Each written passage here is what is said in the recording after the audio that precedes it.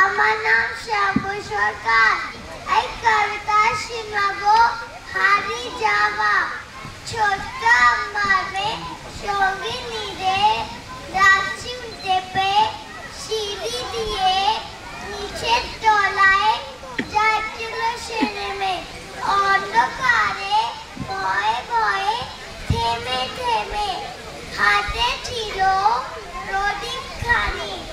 আঁচল দিয়ে আড়াল করে চলছিল সাধনে আমি চামচাতে তারায় ভোলা চৈত্র মাসের রাতে।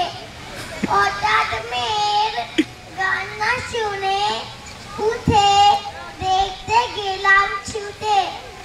যেতে যেতে প্রদীপটা আকাশ নিভে গেছে বাতাসেতে।